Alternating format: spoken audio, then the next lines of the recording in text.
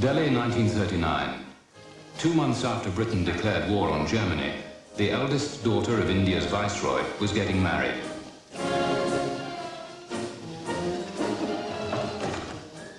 Many felt the celebration, in public at least, should be restrained. Lord Linlithgow, the viceroy, the man who ruled India, took a different view. The king in Buckingham Palace said there would be no drinks during the war, and austerity was to clamp down on the British, as far as we gathered from the newspapers, from the minute the war began. Here in India, we were being encouraged to go on just the same as before. And we had this vice-regal wedding, and we had this theme of great pomp and splendour. It was meant to impress the Indians with the fact that we weren't frightened, which was a natural deliberate policy. But it did shock me. It was seen as a great luxury, as the vice-regal occasions always were. India, 1/5 of humanity, the biggest possession ever held by any empire, itself shaped much of imperial policy.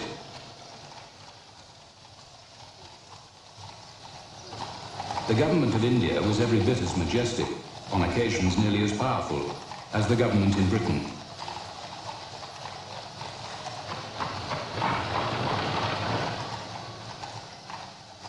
India was the second pillar of the empire.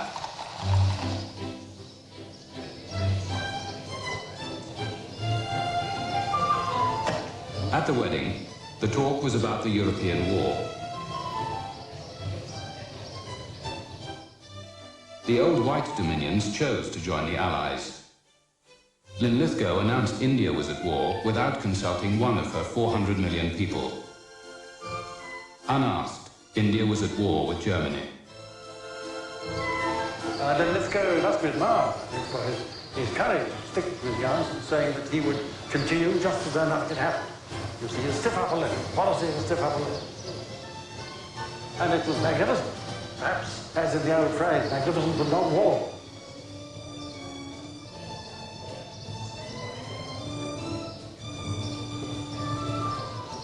As the young couple left the imperial palace, modestly called Viceroy's house, though bigger than Versailles, the honeymoon between Britain and India's elite had long been over.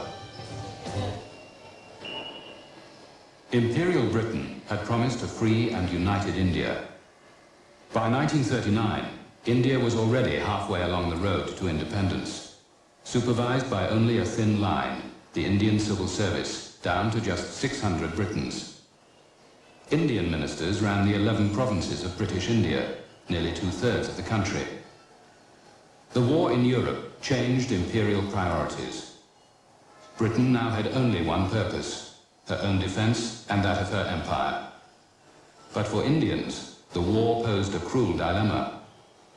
Wedged between Nazism and imperialism, they felt that the path to independence was blocked on either side. Some of them would not have minded Hitler winning. Most of them would not have liked it. But they didn't see why they should be the fall guys who were to support one imperialism against another. And so the purely nationalist feeling, playing on both your houses, was the ascendant, I thought. People were not pro or anti-Hitler, they were for freedom. Since the 1920s, the symbol of Indian freedom had been the puckish figure of Mohandas Karamchand Gandhi, the Pied Piper of the 4 million strong Congress Party. The Mahatma, the great soul, though trained as a barrister in London, was Indian in everything else. Congress, India's largest independence movement, had, till Gandhi joined, been a westernized middle-class party. Gandhi changed all that. Congress became a mass party. Swaraj, self-rule, became his slogan. Civil disobedience, his weapon. Gandhi spent as much time at prayer as he did at politics. In a few years, he turned Congress back to the ancient culture of India's 300 million Hindus. He opposed modern technology. The spinning wheel was his symbol. Gandhi's vision of a free India was rural, conservative, and in essence, religious. I want to connect that story with what I want to say. that if you really want to see India at its best, you have to find it in a cottage, in a humble home.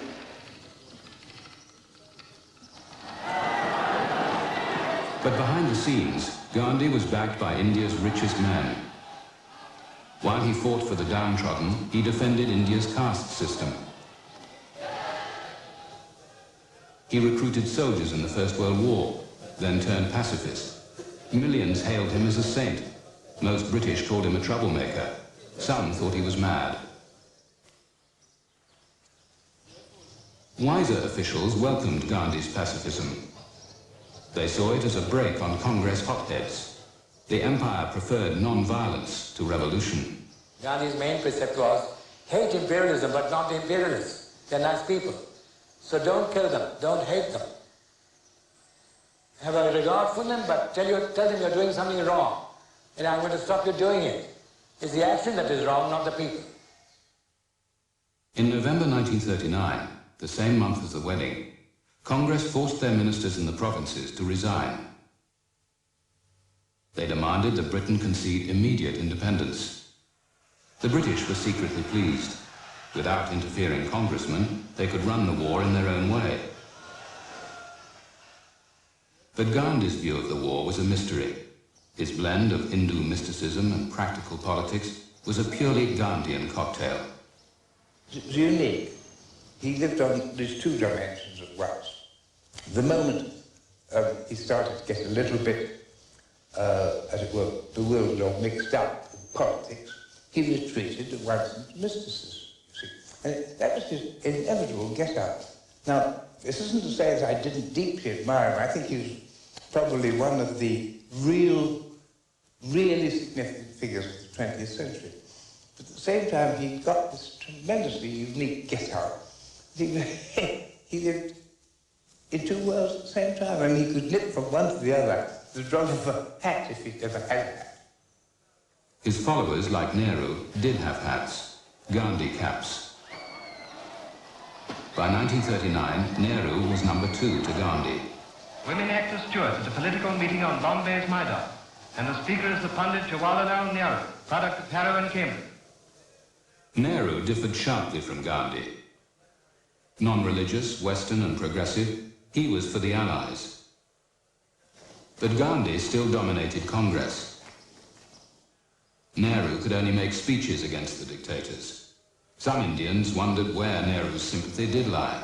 My brother, of course, all his views were tinged with his background, his knowledge of the English, his desire to certainly participate in the ending of imperialism, but not to create any sort of bitterness or situation which would damage friendship ultimately and so on. Was there a feeling that perhaps Nehru, for some of them, had too much of the West in him? Oh, with all of them. They all thought that.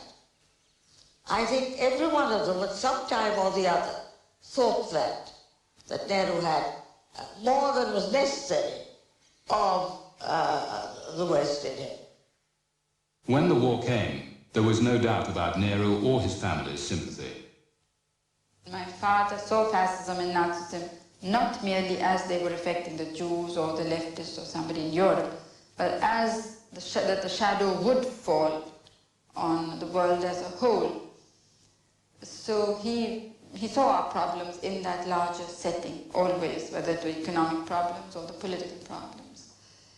In this, he differed, because most of the other Indian leadership tended to see just the Indian side of it. They were not too much concerned about what was happening abroad.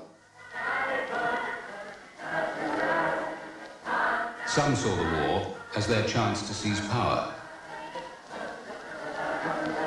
Nehru would hear none of it, nor would his colleague, Maulana Azad. Azad and Nehru led the anti-fascists. They wanted a deal with Britain. Help in the war for independence when it was over. They tried to persuade Congress, but Gandhi, the pacifist, said no. They were talking about violence and non-violence and the ethics of war and all this. And Gandhi was sitting on the ground And Azad, who had some trouble with his knees, he always used to sit on his chair. So he was sitting and putting his hand on Gandhi's head, he said, इस फिक्र में बैठा हूँ, आखिर मुझे क्या करना, इस दिल से जुदा होना या दिलबर से जुदा होना. He said, I am sitting confused. What am I to do? Should I leave my beloved or should I leave the calling of my heart?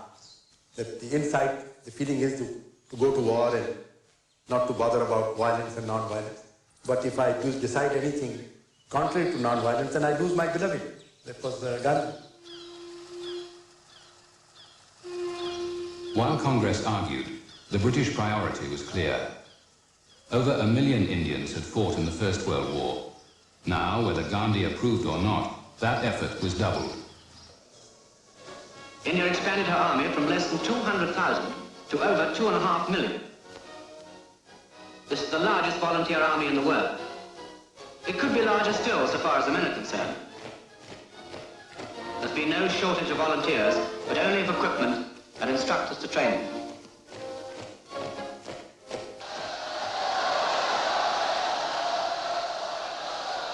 In London, Winston Churchill became Prime Minister. A passionate imperialist, for years he had fought to keep India under British rule. For Churchill, India's job was to help win the war. Gandhi he despised. He would make no deal with Congress, that Hindu priesthood he called them. Churchill's only concern was for men and supplies from India. The Oriental barracks in an eastern sea. Despite Gandhi, Congress followed Nehru. They offered Britain a deal. When Churchill turned them down, Congress went off in a huff.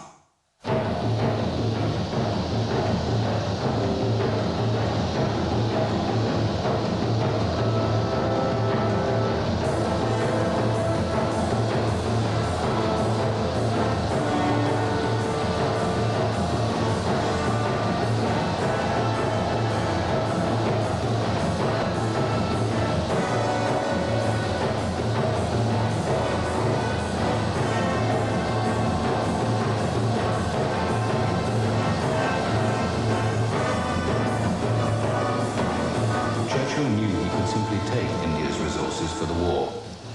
Part of his plan was to use the princely states, whose survival depended on the British.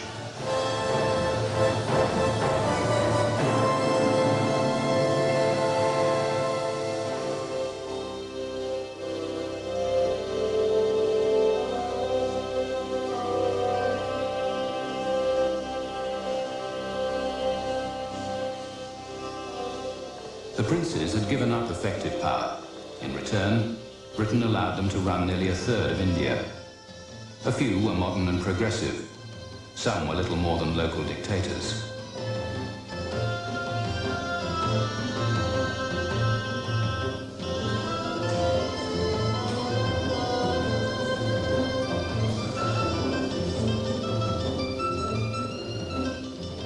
The British could count on them to parade and give cash and men. Like medieval barons, they lorded it over some of the most backward areas in the country.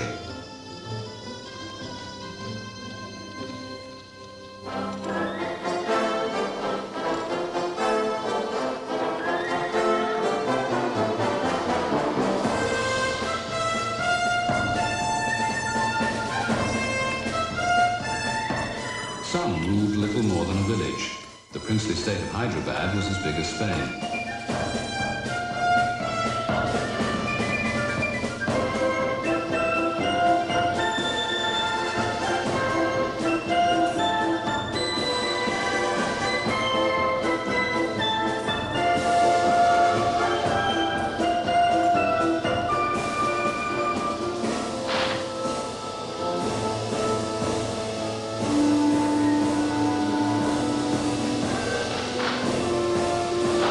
The princes were afraid of Congress, and most of them banded from their states. They hoped the British would stay in India to protect them. The British found them admirably loyal. The Indian princes were making a positive contribution to the war, and there were other people besides the Congress who could speak for India. Congress was a very important party, but they made the great mistake of insisting that they spoke for the whole of India.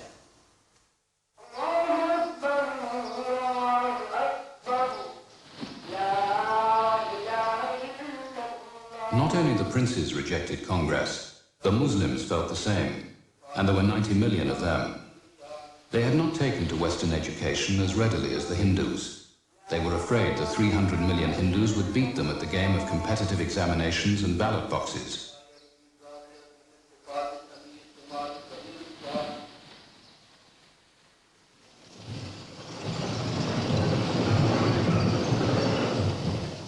With Britain at war, the Muslims were now vital to Churchill's plans. Muslims were nearly a third of the army, and to most British officials, easy to get on with. Many people did have this feeling with Muslims. I think probably more people felt more at home with Muslims. It was easier, of course, because they could eat with Muslims. I mean, they would ask one out for a meal, and you could go and eat with them. And it was only, of course, with a Hindu who'd been to England, or who'd become a barrister or something of that kind, that you could really sit down and eat the same way. I had Hindu friends in one village I remember very vividly, where they always used to ask me to a meal, but they stood around and watched, and they didn't eat with you.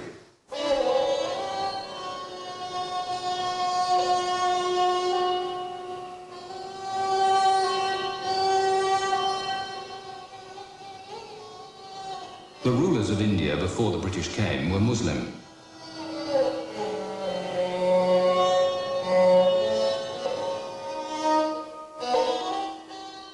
They dreamed of past glories, and of the day when the British would go and they could revive a Muslim empire.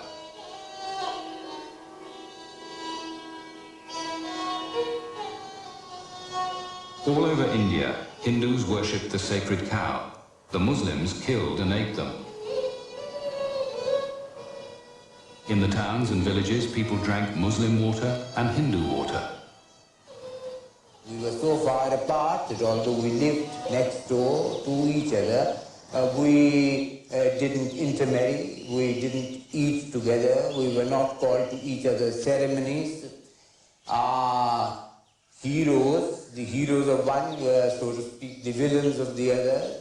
And so, you know, we became quite distinct. We were socially distinct. Although it took a long time, it was an ambiguous situation because for 700 years the Muslims ruled. And so a Muslim in India did not really quite know whether he's basically a Muslim or an Indian. To face this problem, Muslims had set up a political party of their own, the Muslim League. They asked for and got protection, separate voting rights from Hindus. This was bitterly opposed by Congress. Muhammad Ali Jinnah was a most unusual Muslim, thoroughly westernized. As a young man, he backed a united India under Congress. He supported Hindu-Muslim marriages. But Jinnah felt Gandhi was turning Congress into a Hindu party. He had hoped to achieve high office in the movement, but Gandhi outshone him. When his effort to build a bridge between Congress and the League was rejected, he quit Indian politics. Jinnah left Congress and India and settled in England, far removed from Gandhi and his peasant loincloth. In 1936, the Muslim League invited him back to be their leader. Jinnah, still nursing deep resentment of Congress, came home to claim his place in India. Man had gone through a lot of ups and downs in life. A man who gets married and within 2 days of marriage, before marriage is consummated, he goes to England and he hears that his wife had died of fever. Then what happened? He hears that his father has gone bankrupt. He's an honest man, he's a straight, upright fellow, he wants to pay every penny of his father's debt. Came and took a job as presidency magistrate in Sutan, walked down the corridors of Bombay High Court till he became a leading lawyer. And he paid every single penny of his father's debt. Then he fell in love with a girl, got married to her. They were estranged after 2 years. And when they made up in Paris, within 2 days he died in his arms. Then he comes back, he sees how Muslims have been treated by his old friends, the Congress Hindus. He was completely shaken man. He was a disappointed man, completely disappointed. Here was a man who put on a mask, this thin, elegant Daniel, who rose to his feet and began to speak very quietly so that everybody listened to him. And everybody sort of leaned forward, listening hard as they could to hear him. But he would hardly raise his voice at all. Great arrogance, really, but it's an effective arrogance. And in slow, incisive terms, he would put his point across. But I was talking to him once, and there he was talking about high politics and so on. And then, quite abruptly, he stopped talking and literally went really quite pale and said, "You'll have to excuse me for a moment." And I truly thought he'd been taken ill. He rose and he left the room, and in 5 minutes he came back full of beans, full of bonhomie, said, "You know, that fool of a bearer of mine put the wrong cufflinks in my shirt." And that had totally thrown him. So that was a strange sort of superficiality about the guy, in a way. By the start of the war, Jinnah had become a stern enemy of Congress. He feared the British were going to hand over the Muslims to majority rule under Congress and Gandhi. He saw that as dangerously Hindu.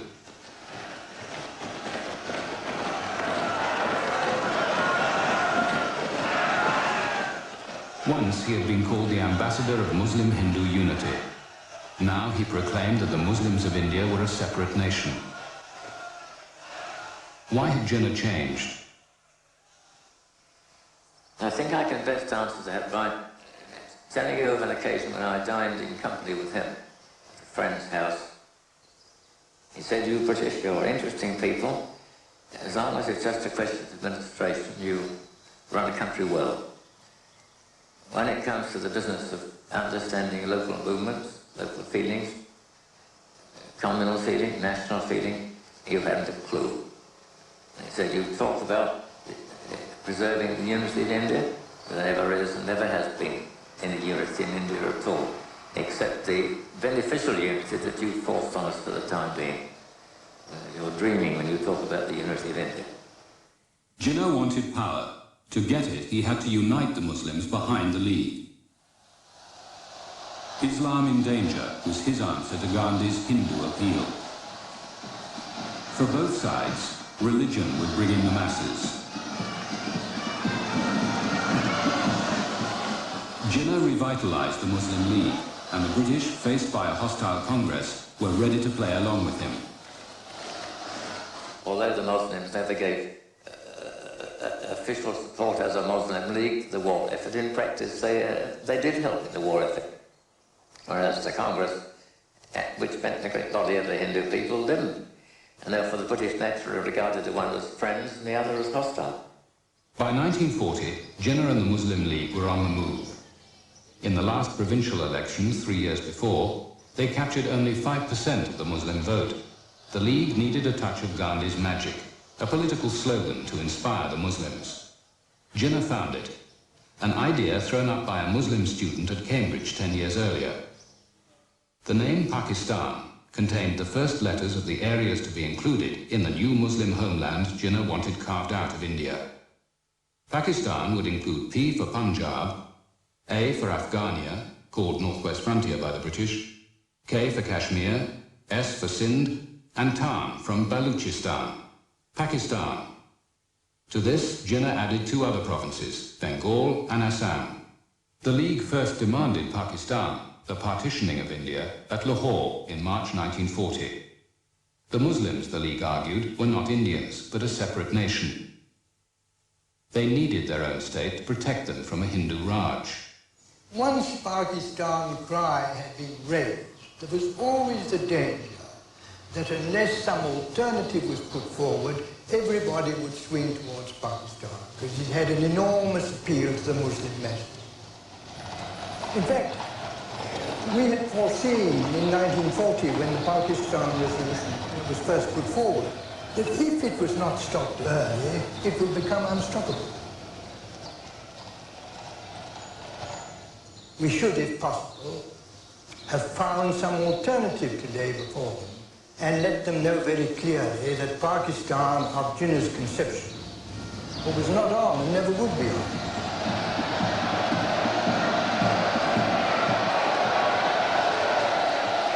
Many British dismissed the Pakistan demand as simply a political gimmick.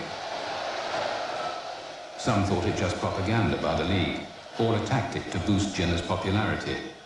It was both.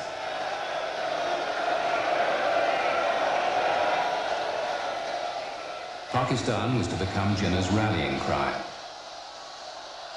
Just how powerful he and the Pakistan idea would be, few could then imagine.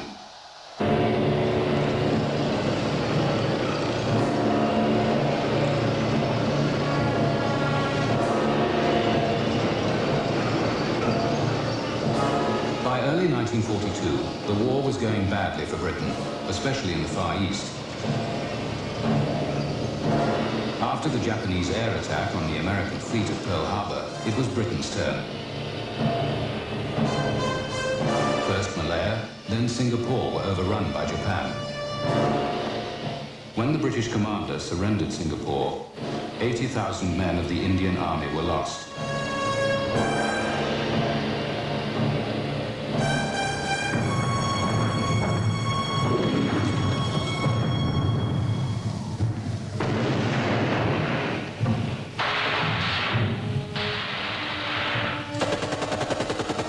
In March, the Japanese poured into India's eastern neighbor, Burma, and quickly overran it.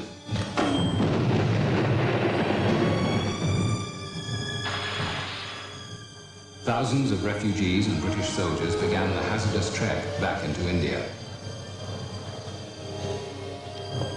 By now, every British possession east of India had fallen. Panic swept Calcutta and Madras.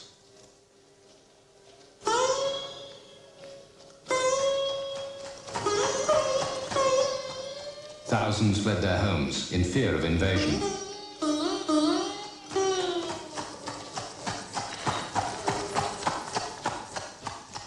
The Americans were alarmed. Roosevelt feared India was the next British domino, ready to fall.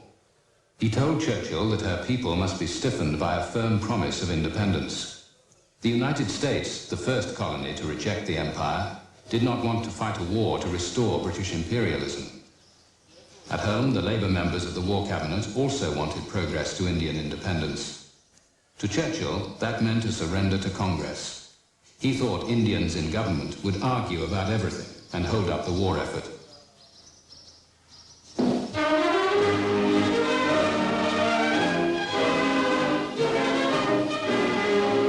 The King honoured the 4th Indian Division when he inspected, in the inner quadrangle of Buckingham Palace, the contingent which is now visiting this country. Colonel Scott, who commands these splendid warriors from India, presents them to their Majesties. Talking to them, the King and Queen heard again about some of the exploits which won the division glory in Libya and Tunisia. Indian troops drove home the message from the Labour Party and the Americans that a genuine offer to leave India would bring even more men to help the empire to resist a Japanese invasion. Churchill took the opposite view. The obvious policy to be pursued was to stop anyone rocking the boat. India was an important part not only of the empire but of the strategic scene. The Japanese were at its gates, the Germans hadn't been so far off, and it was extremely important that India should be kept relatively quiet during the war. Roosevelt sent so many envoys to Delhi that the Viceroy was moved to write to Churchill. please arrest, at least for a time, this flow of well-meaning sentimentalists from the USA to India, so that we may mind here what is still, I suppose, our own business.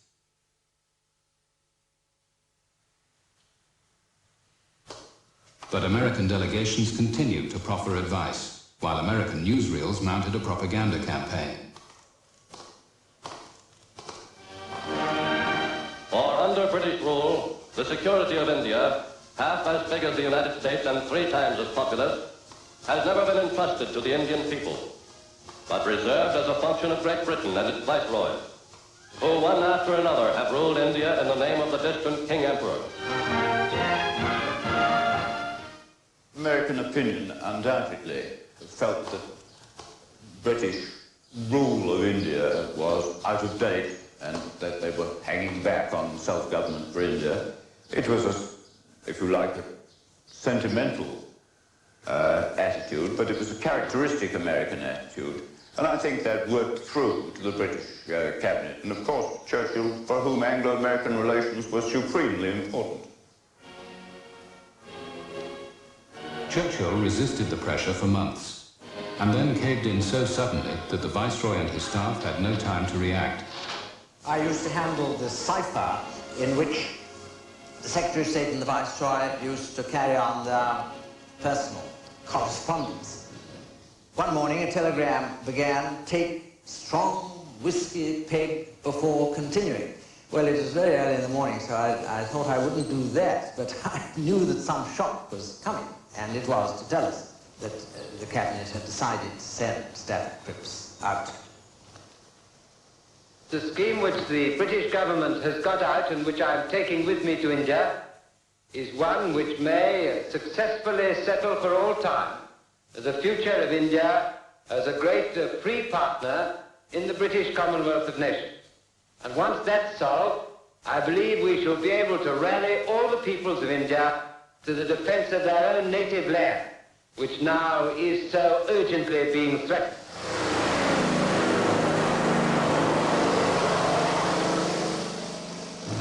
Sir Stafford Cripps brought to India an offer that Churchill had not wanted to make. In return for cooperation in the war, Indians were promised independence when it was over. Cripps, a leading Labour Party member of the cabinet, believed this was what Congress wanted, and that it would tempt them into the government at Delhi. Roosevelt and the Labour Party wanted Congress to accept the offer of post-war freedom. But Churchill and his Secretary of State for India, Leo Amery, had other ideas. Well, I asked Leo Amery, why didn't you go instead of Cripps? He said, well, there was a time, you see, when Cripps was extremely popular in the country, not long come back from being ambassador in Moscow, and some people even thought that he might be able to displace Churchill as Prime Minister. So he said, well, Churchill and I, we thought that the thing was going to fail anyway, there was no hope in it. It would be better that Cripps failed than I did, because they would fix him afterwards. Well, of course, Churchill never expected it to succeed. Churchill, and regarded it as primarily a propaganda exercise. Congress knew that Cripps was a friend, but his Prime Minister, Churchill, was not. Could Cripps persuade them to do a deal with Britain, or would Churchill scupper his own emissary? The Indian nationalist leadership was in a dilemma. They didn't want to support Hitler even in a roundabout way. On the other hand, they couldn't support Churchill, who represented British imperialism and giving in to the empire continuing to the end of the war. So when Cripps arrived, the Indian Congress leadership was divided in its own mind, its own heart. But Gandhi had no doubt. When he came to meet Cripps, he asked, "Is this all you've come 7,000 miles to give us?" He suggested Cripps take the next flight home. Then the unpredictable Gandhi withdrew. He did not condemn the offer openly. Nehru and Azad hoped for Congress jobs in the government. Gandhi, this time, stood aside. Gandhi thought the Congress leadership would rather negotiate and make a bargain with the British, giving support for the war effort in return for getting independence. He felt that the Indian people as a whole wanted this exchange on nationalist grounds, And it would be doing violence to the Indian people if he, on grounds of non-violence or pacifism, were to oppose the war effort on principle. So he said he would remain passive and let the Congress Working Committee and the British free to negotiate what would appeal to the Indian people. Cripps made good progress in his meetings with Nehru and Azad. With his approval, they drew up a list of names for the new Indian government which Cripps hoped to bring into being. The envoy tried to carry the viceroy with him, but Linlithgow felt Cripps was stepping into his territory. He undoubtedly, in my view, went beyond his brief in discussing matters which were essentially matters for the viceroy to settle. But if they went beyond into his sphere, he said to me, I think Cripps is baiting the trap with my cheese. Cripps thought he had acted properly. But Linlithgow complained to London. That gave Churchill his opportunity.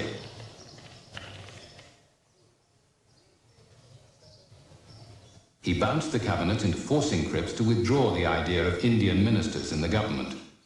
He came and spoke that the position in India would be the same as of the Prime Minister in England vis-a-vis the Queen. But later on it went on changing until it came to just supervising some canteens run for the soldiers. So naturally Nehru was very hurt about it. But we found here it was nothing, it was just a big joke, what was offered.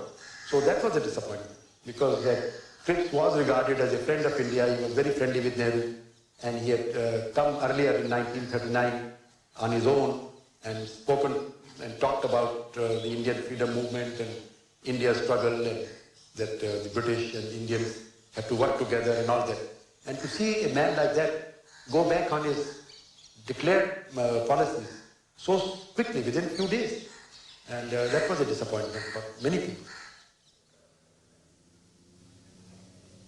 Churchill's manoeuvre worked. Within days, Congress rejected the entire offer. Cripps' failure was total. Churchill was delighted and blamed Congress. American pressure died down. The Labour Party was silenced. Nehru was forced onto the defensive. Yet it is said that this attempt has failed. We tried our utmost. Indeed, we went to further lengths than I could have dreamt myself going. Yet there were limits beyond which we could not go, because that would have meant our breaking all the pledges we had given ourselves and to our people, and upsetting everything and every scheme that we had in our mind. When Congress rejected the offer, Jinnah publicly followed suit. We gave our earnest, most careful consideration to the proposals that the Soviets brought to India on behalf of His Majesty's government.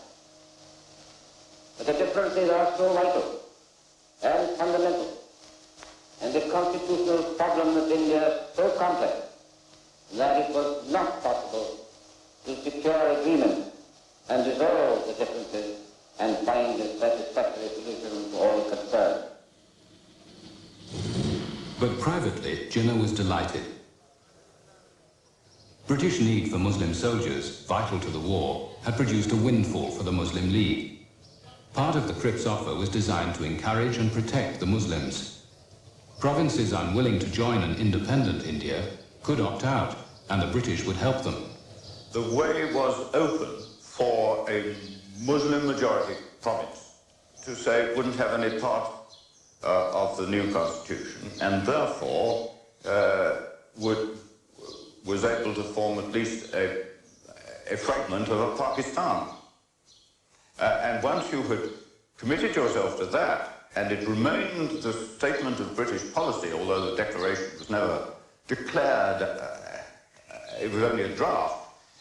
Once it had become British policy, the separatists could fall back on that at least as being part of the Bible from which they went forward and developed their theology. The offer conceded the right of an Indian province for secession from the center, which meant if one province can get that right, 4 provinces can get that right, 6 provinces can get that right, half a dozen provinces can get that right.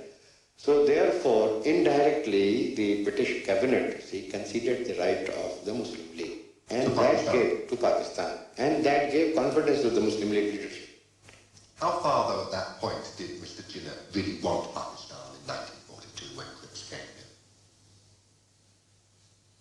Well, I think till then they were not very serious about it, but when this came, when Mr. Cripps came and he offered that, then naturally Muslim League leadership became more confident and started talking from the position of strength. They thought the Congress party wants freedom, and the only way to delay freedom is to support another group which will be stand by us. And so by supporting the Muslim League, they could delay the transfer of power. It was a very good excuse. Without any putting, at least they could say that to the others in the world, that what are we going to do if we are carrying a heavy burden? India is, if we leave India, there will be trouble, and all that kind of thing. Churchill had got what he wanted. Cripps' honesty had served his purpose. You must not feel unduly discouraged or disappointed by the result. An exultant Churchill wrote to him. The effect throughout Britain and in the United States has been wholly beneficial.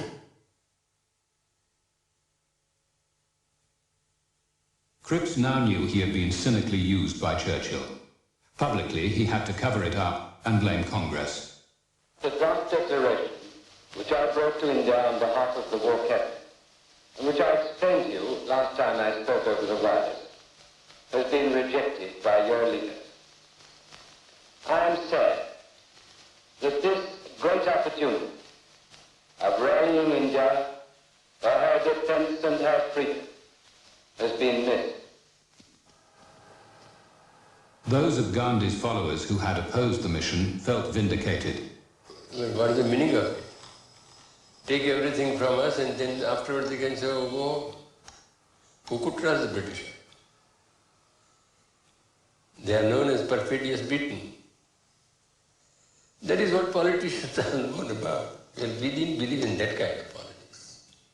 That's what Gandhiji taught us. A post-dated check on the bank,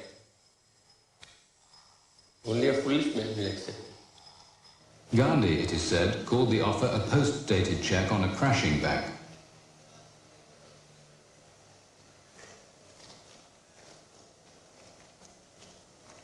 With the Japanese at the borders of India, Gandhi thought a British defeat was a real possibility. India, he believed, might soon have Asian masters. After Cripps' failure, Gandhi turned quickly to positive action.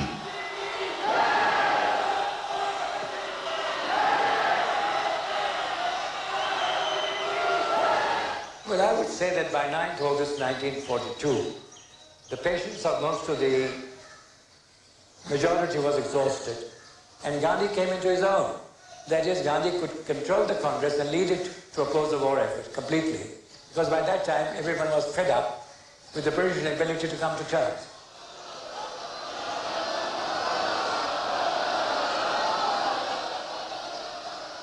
Congress met in Bombay.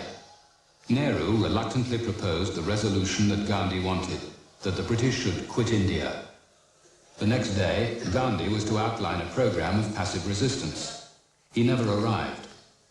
In the early hours, he was arrested with all the other top leaders, including Nehru. As news of the arrests filtered out, rebellion erupted in India. Despite the newsreel's attempts to play down the uprising, not since the Indian Mutiny had British rule been challenged so seriously. The first pictures to arrive in England since the arrest of Gandhi and the Congress Working Committee. Prompt action by the authorities and the removal of the organizers of civil disobedience did much to quieten India.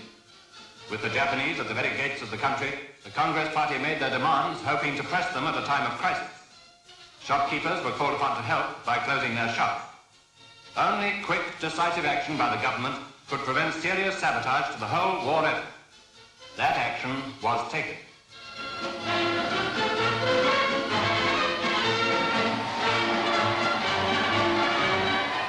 There were demonstrations in many places, but on duty were Indian troops and police, loyal as ever, and symbolic of the determination of India as a whole.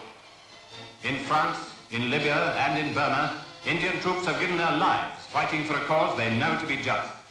They represent the spirit of India, not the Congress mob. A mob swayed by the eloquence of their leaders into falsely believing that an India without England would be an India for the Indians.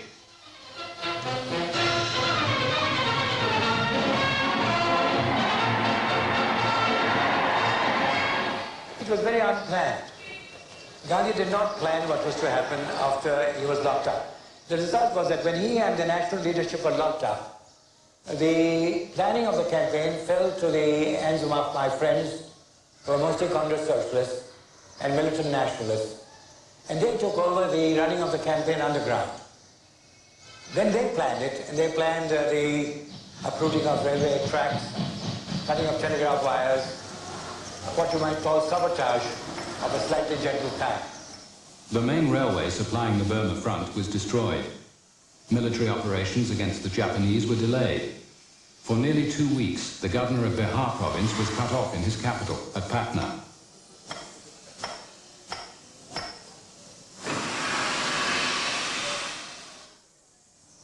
So then we decided that the British government may reinforce their strength in Patna by bringing armed forces. So it was better to isolate the headquarters, Patna, so that they could not bring their forces. And that could be possible if we destroyed train. We learned that we can get dynamite from the coal fields. So he brought dynamite. And he said, this is the last train that we run.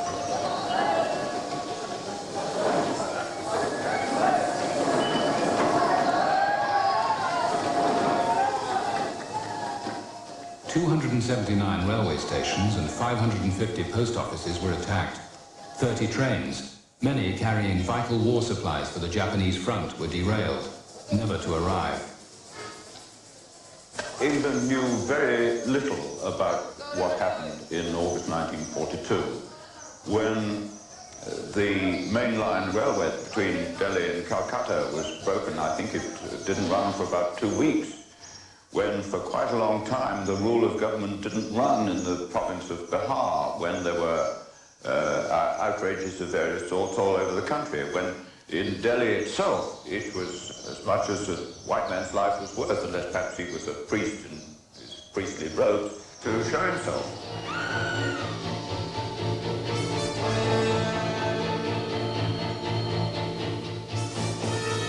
In the summer of 1942, the British were stretched to the limit.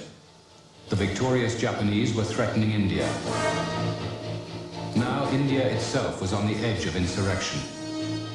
Just 3 years ago, at the wedding of the Viceroy's daughter, the fabric of empire appeared unshakable. Now, disaster was just round the corner.